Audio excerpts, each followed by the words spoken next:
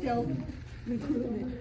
Okay, good morning, everybody. Good morning.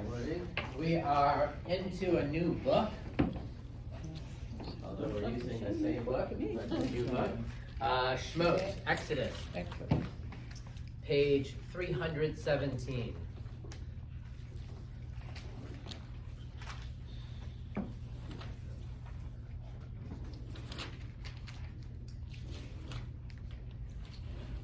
With season happening and more people coming back, let's go around quickly and just say our names so that we know who we're sitting here with. Dave Lipton. Lynn Berman. Mara Wynn. Edith Nell. Andy Krinsky. George Chaffetz. Jessica Green. Howard Lipton. Neil Gorcho. Ben Berman. Susan Weintraub. Thomas Snyder. Great, nice to have everybody. So we make a little bit of a jump from the end of Genesis with Joseph's passing to now, or see, right, some period of time later, and there's lots of different discussion as to when it says, we'll see in this verse, there's a new Pharaoh who didn't know Joseph. What does that mean? Is that the same Pharaoh who, after time had passed, is like, okay, what have you done for me lately? Is it the son of? Is it the grandfather of? Is there no relationship? There's all different possibilities as to what this means about a new Pharaoh. And some people try and then figure out, based on how many generations it may have been, that you could get from this band of 70 or 71 people up to 613 before the Exodus. But I've seen some mathematical tables showing how they could possibly have done that, but it's a little bit of a stretch as far as I'm concerned. Okay, page 317. These are the names of the sons of Israel who came to Egypt with Jacob. And that's where we get the Hebrew name from, the Elah Shemot. Every parsha and every book, the name of it comes from right at the beginning of that parsha. Shemot means names. It's not Exodus. The name Exodus comes really from the Greek. And so meaning to go out, which is what the story is all about. These are the names, each coming with his household: Reuben, Simeon, Levi, Judah, Issachar, Zebulun, and Benjamin, Dan and Naphtali, Gad and Asher. The total number of persons that were of Jacob's issue came to 70, Joseph being already in Egypt. Joseph died, and all his brothers, and all that generation. But the Israelites were fertile and prolific. They multiplied and increased very greatly, so the land was filled with them. Right? And that's how we have this idea of all these numbers. The problem that the Pharaoh is going to start to address is the prolific nature of the Israelites. Okay, David, if you want to read on. A new king arose over Egypt who did not know Joseph, and he said to his people, "Look, the Israelite people are much too numerous for us. Let us deal shrewdly with them, so that they may not increase. Otherwise, in the event of war, they may join our enemies in fighting against us and rise from the ground." So they set taskmasters over them to oppress them with forced labor, and they built garrison cities for Pharaoh, Pithom and Ramses. But the more they were oppressed, the more they increased and spread out, so that the Egyptians came to dread the Israelites. Okay, so what's the concern about having so many Israelites? The fifth column, right? That they're gonna join in, and other people from outside start to attack, right? The Israelites will rise up from within and join them. And so we're gonna deal shrewdly is the translation here. Deal shrewdly with them. Chachma, right? Wisely, right? Deal wisely with them so that they're not going to increase. And this is what one of my instructors pointed out as sort of a midah keneged midah. It's like you say one thing, you're trying to avoid one thing, well, that's exactly what's gonna happen, right? So trying to avoid them increasing, and then it says, not much later, right, that they increase, right? Exactly the opposite of what it is. And so the first layer, right? What do we do the first time? We just make things really bad for them, right? And hopefully that will be enough to keep them from increasing. But that doesn't work. Go on, David. The Egyptians ruthlessly imposed upon the Israelites the various labors that they made them perform. Ruthlessly they made life bitter for them, and harsh labor at mortar and bricks, and with all sorts of tasks in the field. Okay, so this term that keeps coming up, ruthlessly, is one of the answers that's given to the question of how come the Egyptians were punished for enslaving the Israelites when God had decreed it earlier, right? God had told Abraham, you will be strangers in a strange land and you will be enslaved by another people, right? So if it's decreed, if it's coming from a divine source, how come the Egyptians get punished for it? They're just carrying out what God wants to have happen in the first place. And the answer, one of the answers that's given is, first of all, it didn't have to be them, right? So there's sort of a free will aspect there. That could have ended up being somebody else. And two, they didn't have to be so excited about it, right?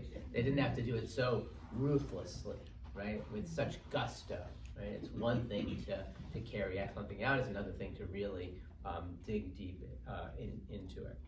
So we'll see that term ruthlessly coming up over and over. The farech is the Hebrew for it. Okay, Len, page 320.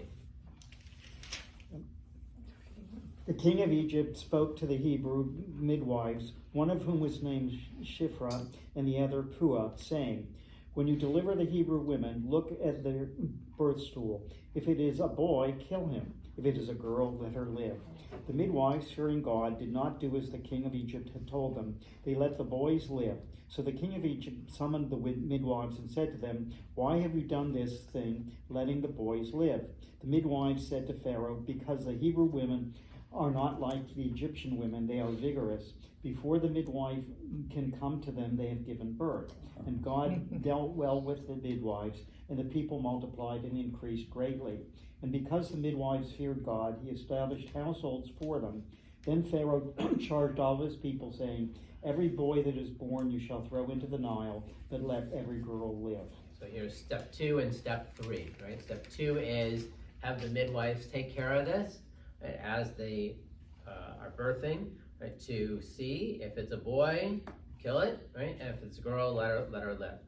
And then step 3 is, well, we can't catch it right when they're having the baby, so even if it's a little bit later, throw the boys into the Nile, right?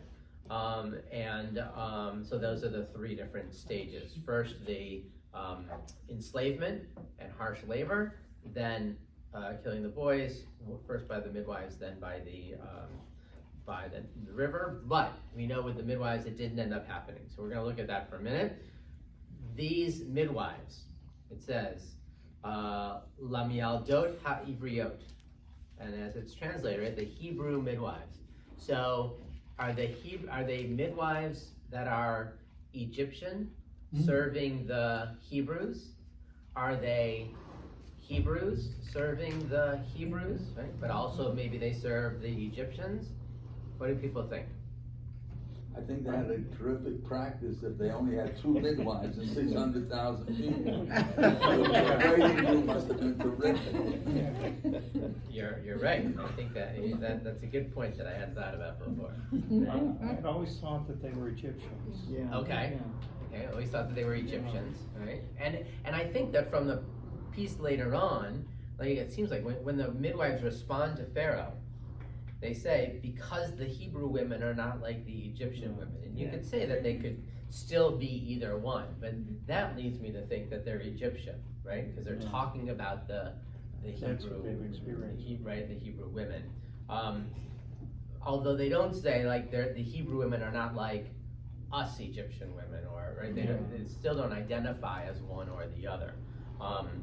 But there's a little uncertainty as to who they are. Well, Here. also, why would Egyptians fear God, assuming that they're talking about the Hebrew God? Right, there you go. So that's an interesting question. Why would they? And if they do, is that even more of a meritorious thing, right? If they're not Hebrews, What about Balaam? and they fear God, right? Okay, so we have other instances of non-Hebrews who are interacting with God, with the divine on some level. Example, Balaam, right? And he knows he's only supposed to say what God tells him to say. I don't know if we have necessarily the same sense of fear there, but there's certainly some sort of obeying the Hebrew God, even though he's not Hebrew. I don't I'm sure there's think others, right? Pharaoh would not have trusted Jewish midwives Yes, I to agree. carry out something like this. That's what I agree. That he would have had the Jews and Yeah. Egyptians. Unless there aren't Egyptian midwives who are catering to the Jewish population, right? That there was a lot of separation. We know the Israelites lived in Goshen; they lived in a different area. There's other things But- like when the brothers come to see Joseph, and they sit down for a meal.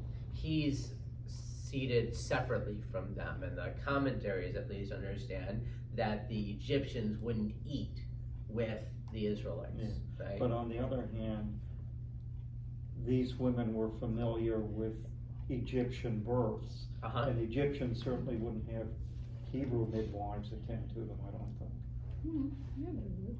Right? No. It's an interesting question, right? Well, It's the same and type that's of it. question. They're right? using them as slaves, Right. as servants. Right. So And in as that case, they nursemaids, might. too. As nursemaids, because right? Moses It's an was- interesting question as to in what way were these communities interacting or not, right? Or kept separately. Is it possible that they are neither Egyptian nor Hebrew, but another group of people? I mean, there's more Sure. than just the two people Yeah, living no, in. certainly, there's a main understanding that there are numbers of people, I mean, through this gathering of wealth in Egypt through the grain, right? Yeah. Peoples came from all over to buy grain, and they stayed there.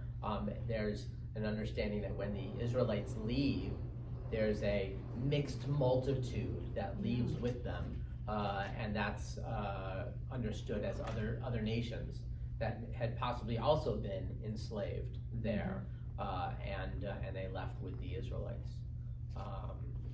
So yeah, it could be neither. That's a great possibility. So let's see what the rabbis say, and Rashi leads us off with an understanding saying, and this is the Vayas Lehem Batimi, made for them houses. Rashi understands houses as dynasties of the priesthood and the Levites, and of royalty, which are all termed Batim, as it says in Kings. Solomon built the house of the Lord and the house of the king. And that they're not necessarily physical houses, but dynasties. And when they say a house of the Lord and a house of the king, those are priests and the Levites. From Yocheved and from Miriam. Yocheved is so they have Egyptian names, Shifra and Pua, but they also have Hebrew names, Yocheved and Miriam. Yocheved is Moses' mother, and Yeah. Miriam is Moses' sister, right? So from Moses' mother, right, comes the kingship, right? And from Miriam, from Yocheved comes the priests and the Levites, right? Aaron is born to Yocheved, and he's the first of the priests and the really the Levites.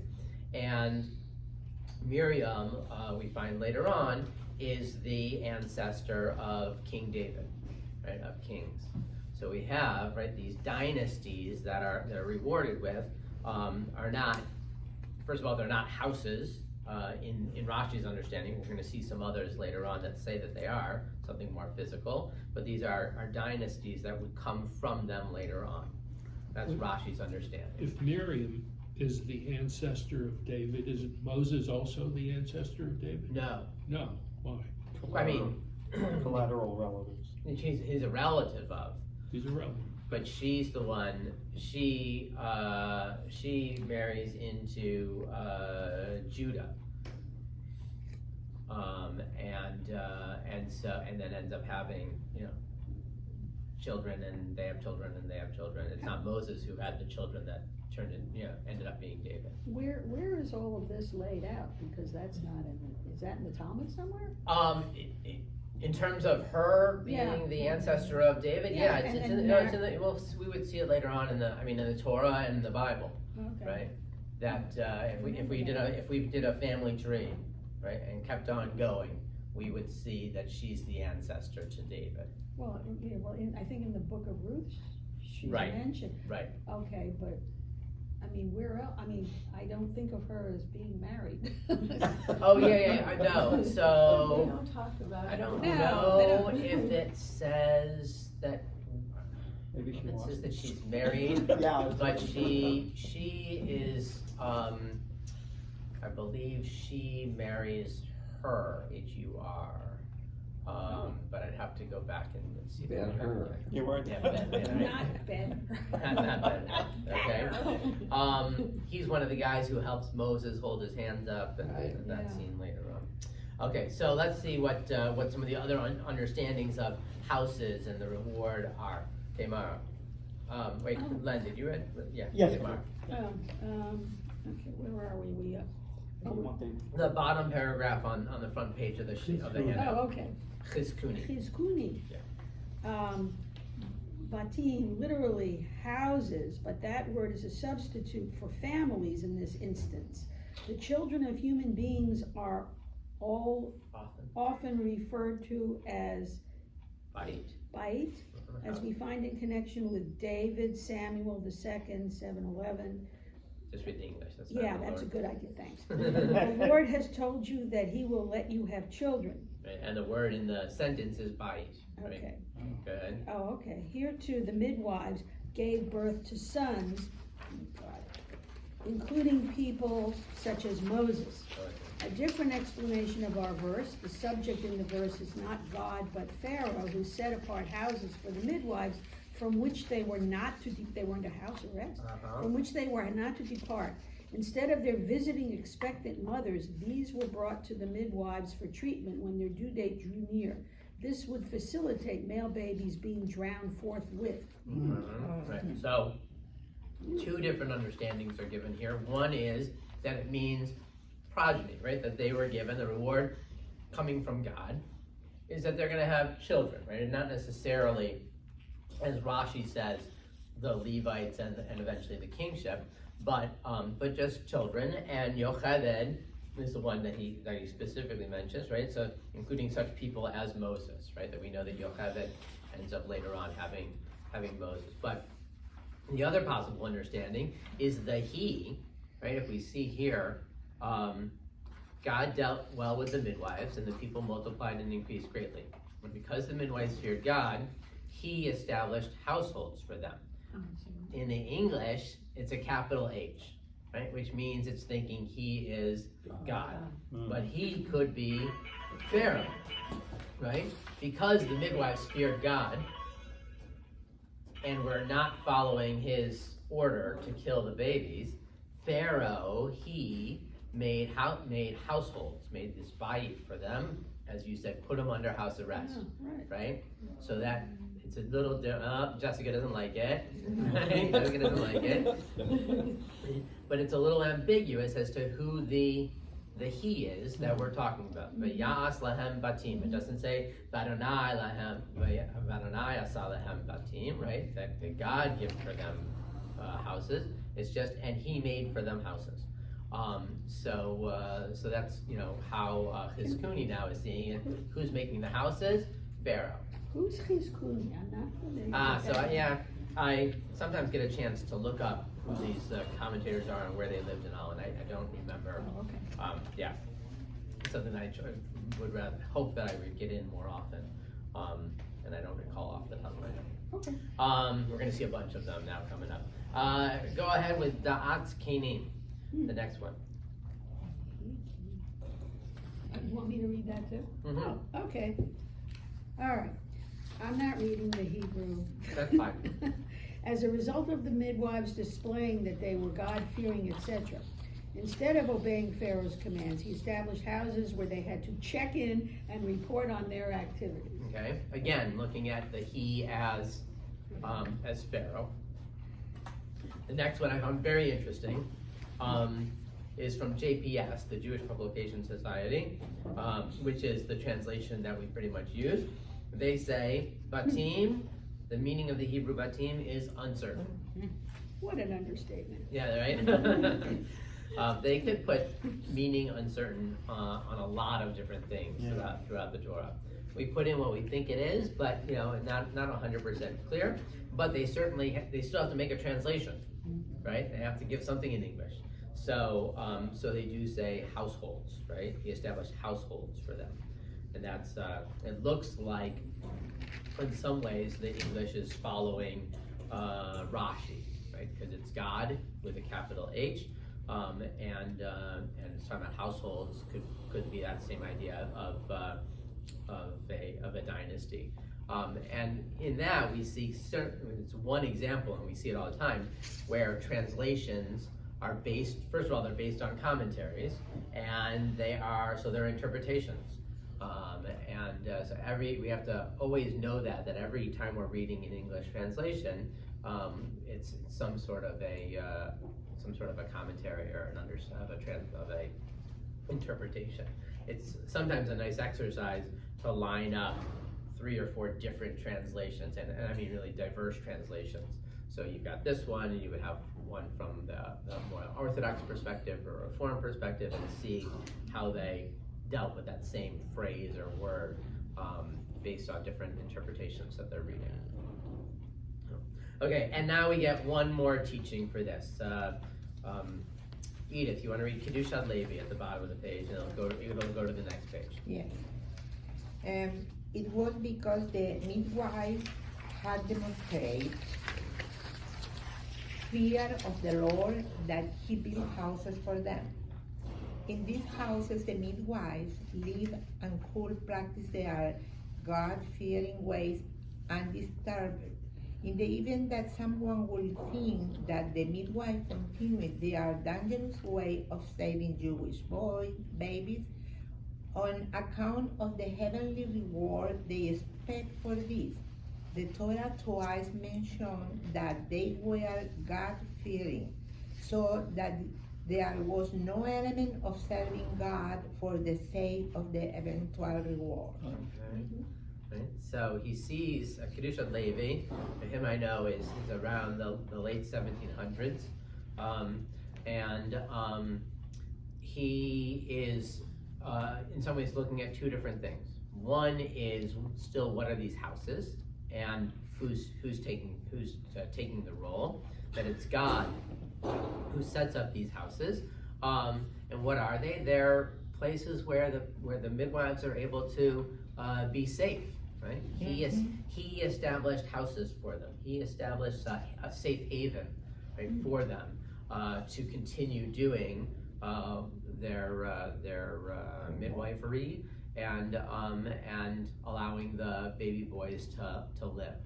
And he adds in a sort of another piece to it, is that when he's reading really closely, that he sees this idea that they are God-fearing, that they fear God, and that there isn't a sense of while Rashi says that they were rewarded with these households, that's not why they were doing it. And they're not trying to do something for any kind of heavenly reward, but rather be out of just a fear of God, and fear is a rough translation of it, awe, right? A sense of awesomeness of God, right? That it's not about fear. Fear is in many ways just the opposite of a reward, right? Punishment is the opposite of reward, and according to many child psychologists, neither one of them is particularly helpful in terms of bringing about behaviors that you want, but especially long term. But being in awe, right? Having that reverence, that's something that could then, it's more internal, right? It's that I've got this drive and this sense that I want to do what, in this case, God wants me to do, and not for any kind of reward or fear of punishment.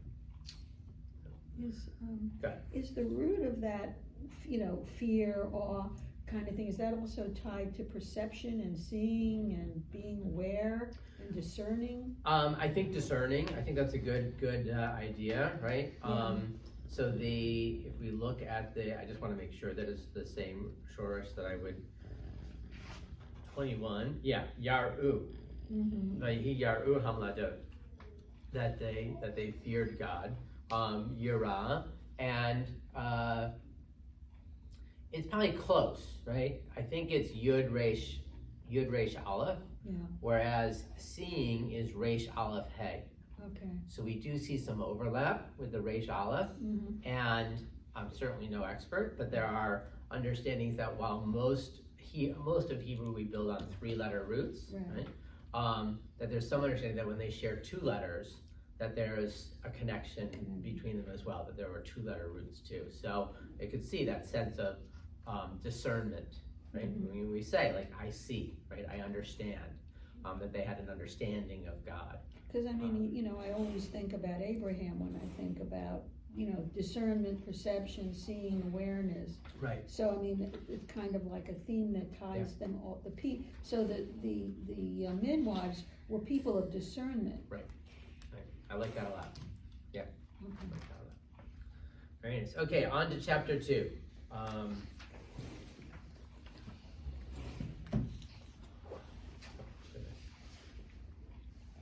Andy. Oh, a certain man of the house of Levi went and married a Levite woman. The woman conceived and bore a son, and when she saw how beautiful he was, she hid him for 3 months.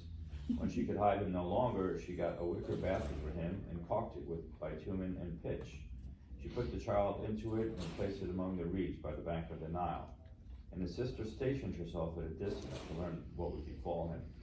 The daughter of Pharaoh came down to the baby in the Nile, while her maidens walked along the Nile. She spied the basket among the reeds and sent her slave girl to fetch it. When she opened it, she saw that there was a child, a boy, crying. She took pity on it and said, "This must be a Hebrew child." Then his sister said to Pharaoh's daughter, "Shall I go and get you a Hebrew nurse to suckle the child for you?" And Pharaoh's daughter answered, "Yes." So the girl went and called the child's mother, and Pharaoh's daughter said to her, "Take this child and nurse it for me, and I will pay your wages." So the woman took the child and nursed it.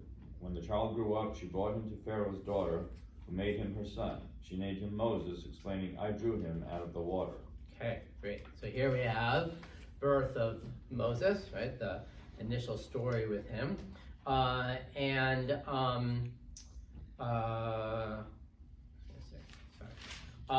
So one point to look at is we've got this certain man of the house of Levi went and married a Levite woman. The next thing then we see is that the woman conceives and bore a son. But yet, he's got an older sister. So on one level we can say, well, they just didn't put in all the details, right? We're talking about, yes, we've got this Levite man, Levite woman, they married, they've had several children, right? It's Miriam and then Aaron and then Moses. So they've had a couple of children, and then we just didn't mention them at this point, and that's fine, right? We can say that. The other, go ahead. Isn't it possible that the other children were born before all this took place with killing the Yes, right. They were born earlier, but the question is why mention this marriage and then immediately go into the birth of Moses? And one of the understandings is that the men at this time, when they were fearful of this edict of Pharaoh, they divorced their wives. And they said, why bring, basically the question, like, why bring a baby into this world, right? And then Miriam, some of the people give, some of the traditions give it a lot of credit to Miriam, and others just sort of generally to the women. Miriam says to her father, "You're worse than Pharaoh. Pharaoh has decreed that the baby boys be killed. You're making it so that there's no babies, right? Both boys and girls." And then what happens is they remarry, and then they have Moses, right? So this idea of this, this marriage happens, and then Moses is because of that separation, and then coming back together again. The other understanding is that it was the women who went out to the fields where the men were. The men were like separating themselves from their wives. Went out to the fields and used these. We talked briefly last time about mirrors, right? They had these copper pans, polished so much that they used them as mirrors, and they would go out into the field, beautify themselves, and lay with their husbands out there. So it's sort of either Miriam or the women themselves that are saying to their husbands, let's have faith, right? Let's keep moving along. And puts him in the basket, hides the child, and then Pharaoh's daughter comes along and takes the baby out of the water. The question is, who's doing the taking here? So George, on the handout, the bottom of the third sheet, this is Rashi on Exodus 2:5.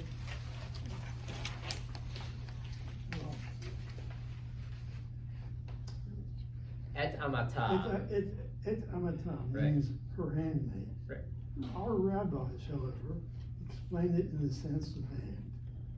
But according to the grammar of the Holy Language, it should have then have been written With a dagesh, right? Amata with a dagesh, a dot in the mem. In the mem. And the reason why they explain Et amata to mean amata, she just from her forth her hand, is because they held that Scripture intentionally uses this term to indicate that her hand increased several cubits, a cubit, in order that she might more easily reach the Caribbean. Okay, so Isn't a cubit pretty big? a cubit is this, Yeah. right? So if we look again, you can look at the translation that we have. What was that? So reaching the top shelf. Reaching the top shelf, right? Okay. Right? The Pharaoh's daughter came. She spied the basket among the reeds and sent her slave girl to fetch it. Right? That's the initial reading. Amata, her handmaiden. She sent out her handmaiden to reach it. Rashi, in some ways, wants to see a little bit more of a divine experience here, and says, no. Amata is this ama, the cubit, right? That it stretches, her hand stretches out to reach this basket. Right? Of course, the Pharaoh's daughter is not gonna get her clothes wet or whatever else. She's not going into the water herself. So it's got to either be her handmaiden or somehow her hand stretches out to reach it. Going on to the next page. The servant No, wait a attending her at the She top. went to the Nile to bathe, not afraid of getting wet. I know, but she wasn't going to go too far in. Yeah. George, keep going. Top of the next page from Sforno. The servant who was attending her at the time, when she bathed herself. All of this happened at the instigation of God, so that she would not dispatch one of her regular attendants of her, as she might mistakenly place for trust in them, and such an attendant would throw the baby in the river. Okay, so this is just slightly, it's not answering the same question, but it's an interesting thing, is that it's gotta be the right person going ahead and getting the baby, because if it had been any old attendant, any old handmaiden, when she saw the Hebrew baby there, she could have just been, oh, you know what, Pharaoh says drown the baby, right, that's it, right there. Right. And so Sforno's also looking to see some sort of a divine intervention in part of this, right? Rashi picked up on a commentary on a midrash that says that her, she was able to stretch out her own hand, thus being the one to bring in, and Sforno saying no, that divine intervention is it's the right person at the right place at the right time, right? Then Rabbi Menachem Mendel of Kotsk shares something about in that way as well, right? Our rabbis explained in Sota, Amata means her hand, that she extended her hand many hand breadths.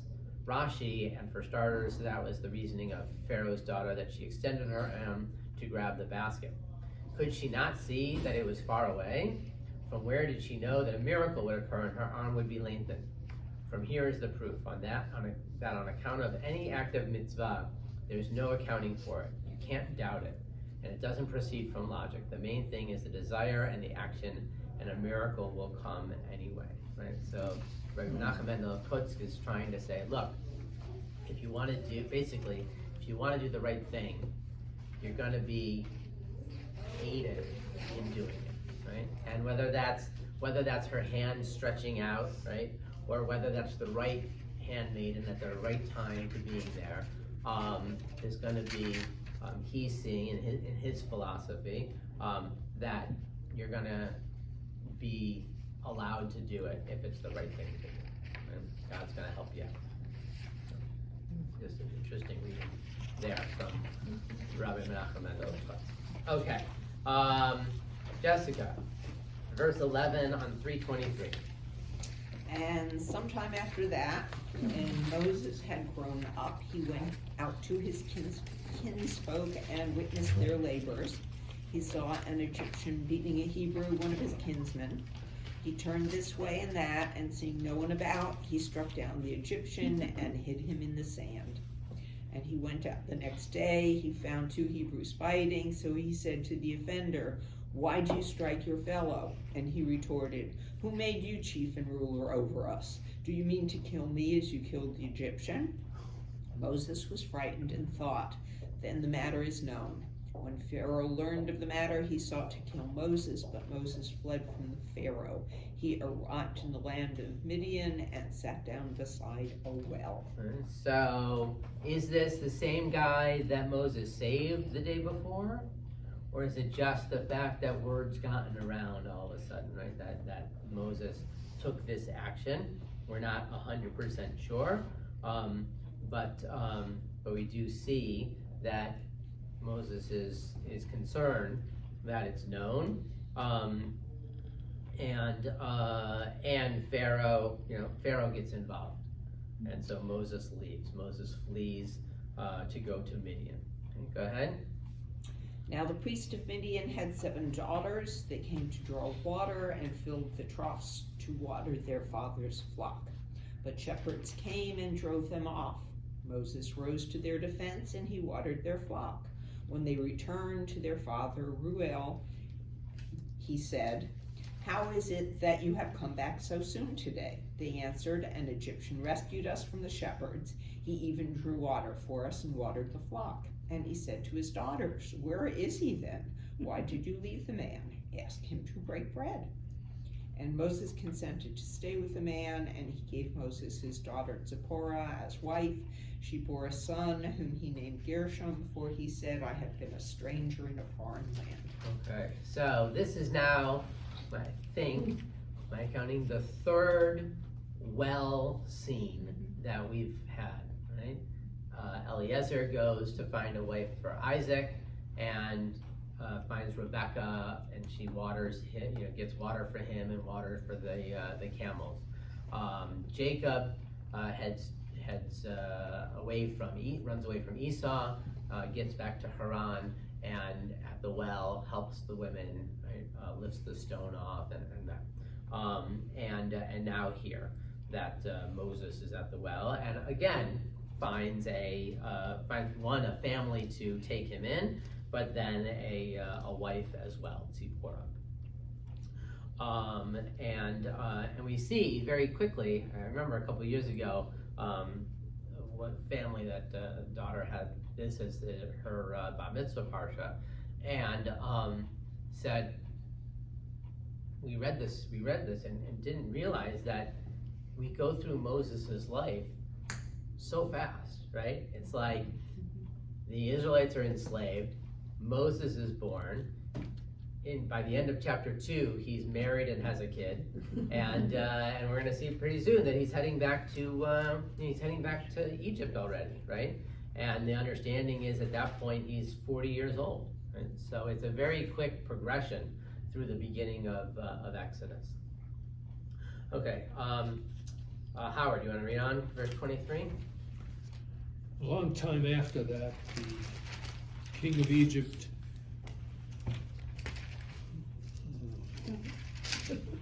died. The Israelites were groaning under the bondage and cried out. Their cry for help from the bondage rose up to God. God heard their moaning, and God remembered his covenant with Abraham and Isaac and Jacob. God looked upon the Israelites, and God took notice of them. Now Moses, tending the flock of his father-in-law Jethro's already changed his name. All right. This is number 2. That's great. Yeah. That's right. We saw him Priest as of Midian. Ruel before.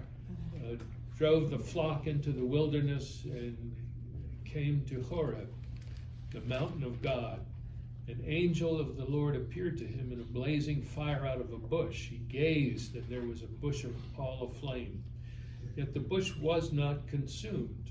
Moses said, I must turn aside to look at this marvelous sight. Why doesn't the bush burn up? When the Lord saw that he turned aside to look, God called to him out of the bush, Moses, Moses. He answered, Here I am. And he said, Do not come closer. Remove your sandals from your feet, for the place on which you stand is holy ground. I am, he said, the God of your father, the God of Abraham, Isaac, and the God of Jacob. And Moses hid his face, for he was afraid to look at God. And the Lord continued, I have marked well the plight of my people in Egypt, and have heeded their outcry because of their taskmasters. Yes, I am mindful of their sufferings. I've come down to rescue them from the Egyptians and to bring them out of the land to a good and spacious land, a land flowing with milk and honey, the region of the Canaanites, the Hittites, the Amorites, the Perizzites, the Hivites, and the Jebusites. Now the cry of the Israelites had reached me. Moreover, I have seen how the Egyptians oppressed them.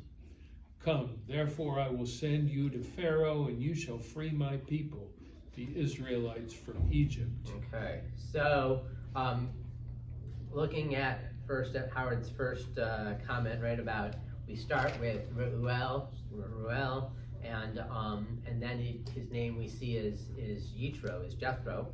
If you look on 325, comment down below, their verse 18, their father Ruel.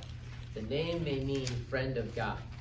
The title, priest of Midian, is attached only to Jethro, who in other texts is also referred to as Moses' father-in-law.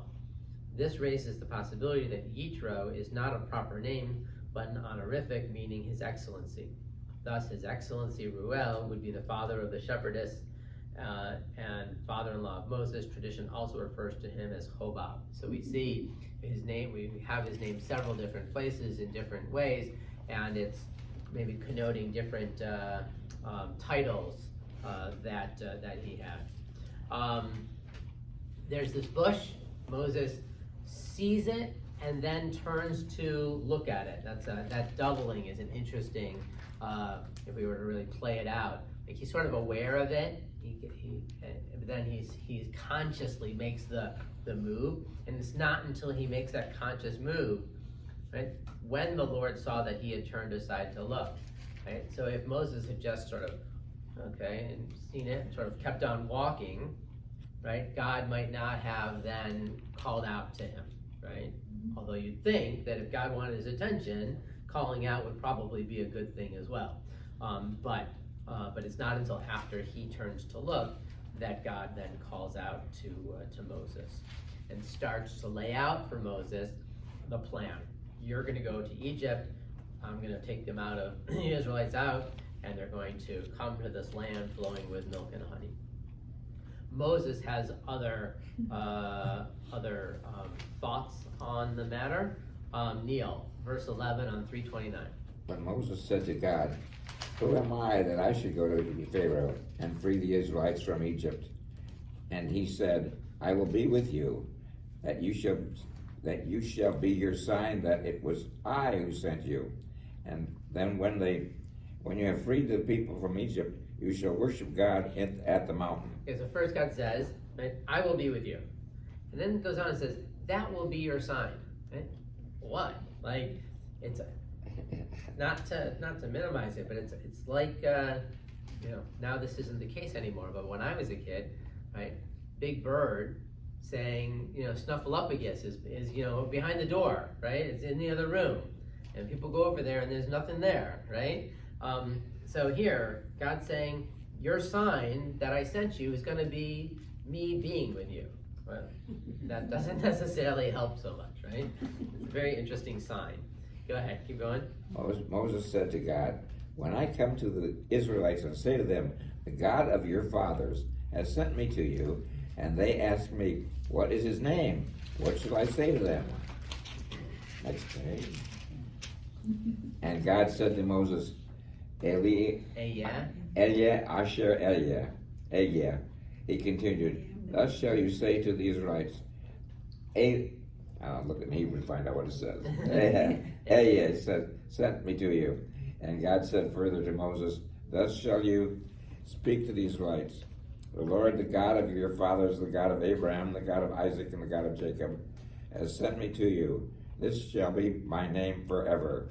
Then my appellation, this is my appellation for all eternity." Okay, great. So now, right, in addition to God's presence, Moses is given God's name, right? Like that's going to convince people as well. But God says, what's God's name? Ehyeh Asher Ehyeh. And then it says, this is going to be my name forever, which, we don't use that name all that often, ever. But what we do is the name for God, Yud He Vav He, right, comes out of the verb of Ehyeh, right? Ehyeh is I will be. Right? So if we break that down, Ehyeh is I will be. Hayah, right? Hayah is sort of I was, right? Hoveh, right? Those are all forms of it. So you're getting a lot of the Hey, Yuds, and Vavs, right? So this Yud He Vav He really comes out of this idea of Ehyeh Asher Ehyeh, that I will be what I will be. But the translation, as it says down below, that the phrase has been translated, I am that I am who I am, I will be what I will be. All of those things wrapped up together are the possibilities. And then that paragraph goes on to talk about the Yud He Vav He that I just mentioned. Okay, go on. "Go and assemble the elders of Israel, and say to them, 'The Lord, the God of your fathers, the God of Abraham, Isaac, and Jacob, has appeared to me and said, I have taken note of you and of what is being done to you in Egypt.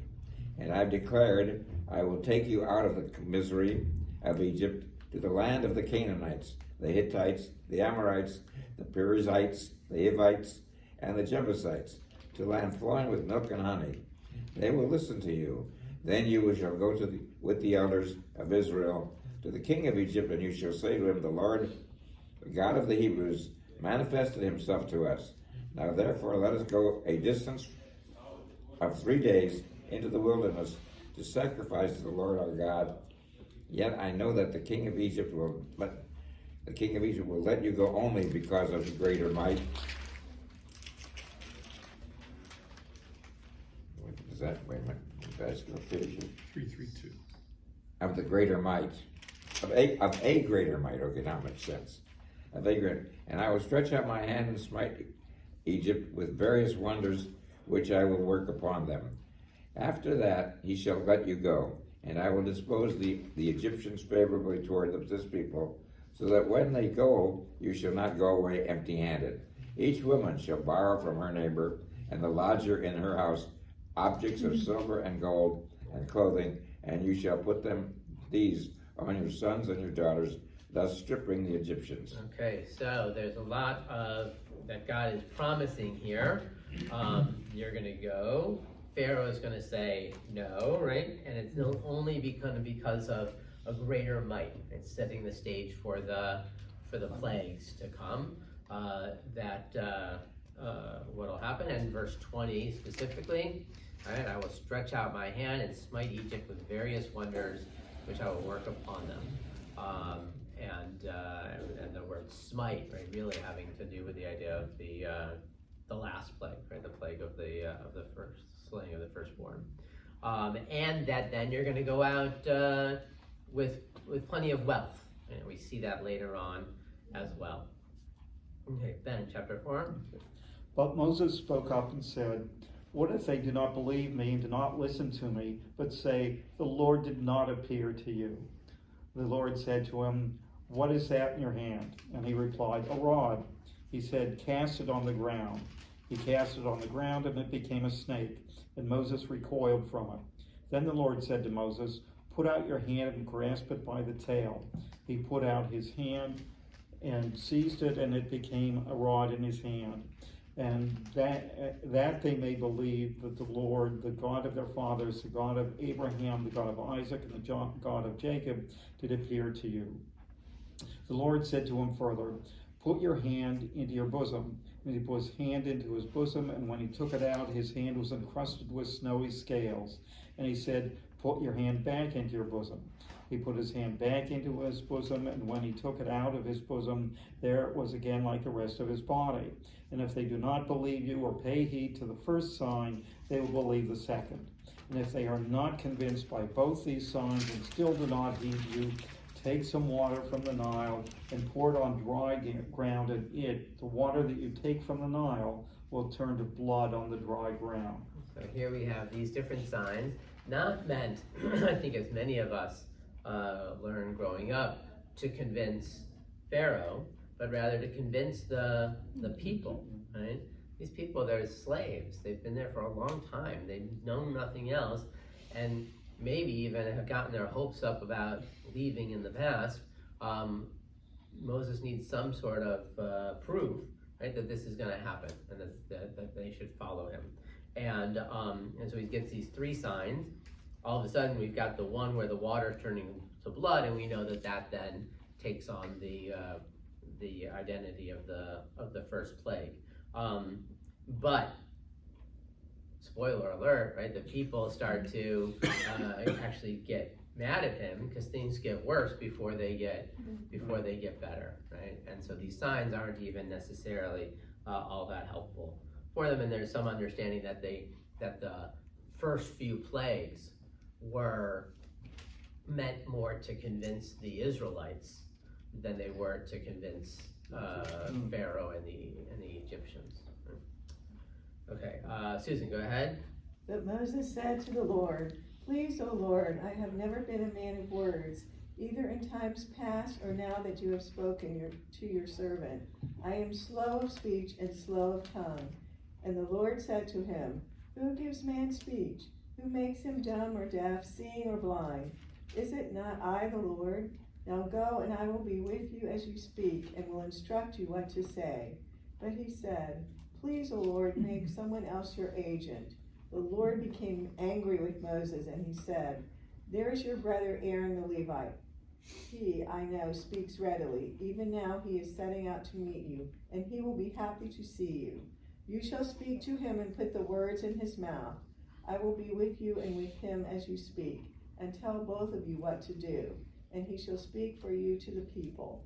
Thus he shall serve as your spokesman, with you playing the role of God to him, and take with you this rod with which you shall perform the signs. Okay, so now Moses packs up, he starts getting ready to go. We see Jethro is referred to as Yetzer instead of Yitro again, so the whole name thing comes up again.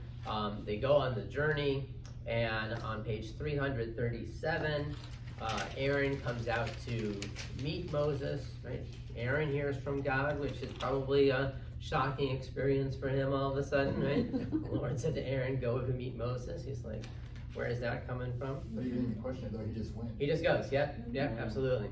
On 338, they then go to Pharaoh. Afterward, Moses and Aaron went and said to Pharaoh, thus said the Lord, the God of Israel, let my people go that they may celebrate a festival for me in the wilderness. But Pharaoh said, who is the Lord that I should heed him and let Israel go? I do not know the Lord, nor will I let Israel go. They answered, the God of the Hebrews had manifested himself to us. Let us go, we pray, a distance of 3 days into the wilderness to sacrifice to our Lord our God, lest he strike us with pestilence or sword. So the initial request is not, we're going to go and we're never coming back, but it's give us some time off, right? Give us a little bit of a vacation to go ahead and have this festival to the Lord. And at that point is when things get worse, right? And the people start to cry out to Moses, why in the world are you doing this to us? And that's where we end the Parsha, and the following week is where we would pick up the plagues. Thank you all. Thank you. Thank you.